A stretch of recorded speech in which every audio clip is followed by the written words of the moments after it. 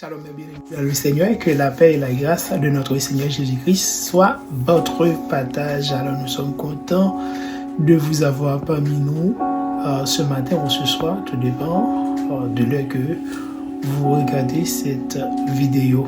Alors qu'aujourd'hui, nous allons parler de quelqu'un qui est assez intéressant dans la Bible. C'est Joseph. Donc, nous avons un sujet, c'est la génération de Joseph. Dans Genèse chapitre 30, le verset 25, il est écrit lorsque Rachel eut enfanté Joseph, Jacob dit à Laban, laisse-moi partir pour que je m'en aille chez moi dans mon pays.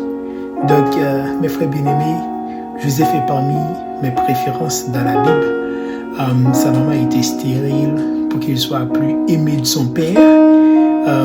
Quand Joseph est né, Jacob dit à Laban, je dois laisser ta maison, donne-moi mes femmes. Donc, c'est l'Ancien Testament, mes femmes, parce qu'il avait 2 femmes et 2 concubines.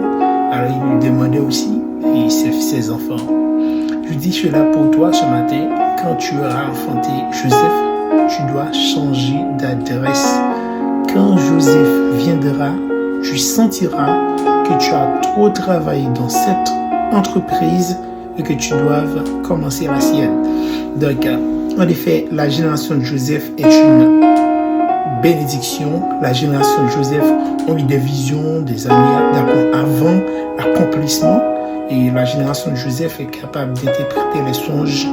La génération de Joseph est aussi dans la comptabilité et le prophétique. La génération de Joseph est un modèle pour nous aujourd'hui, étant que croyants.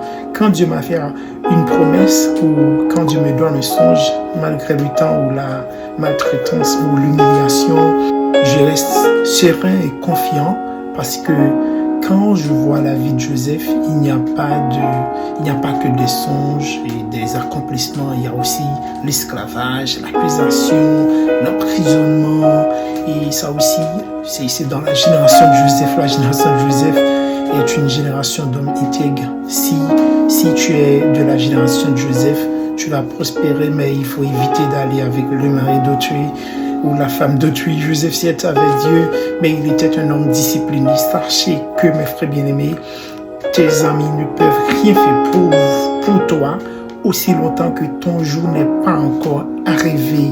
Donc la génération de Joseph n'est pas rancunier. La génération de Joseph pardonne. La génération de Joseph, il y a aussi l'amour dans la génération de Joseph.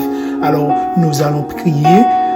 Seigneur, je te promets aujourd'hui que je ferai du bien à mes ennemis. Seigneur, donne-moi ma vraie vie sur cette terre dans le nom du Christ Jésus. Amen.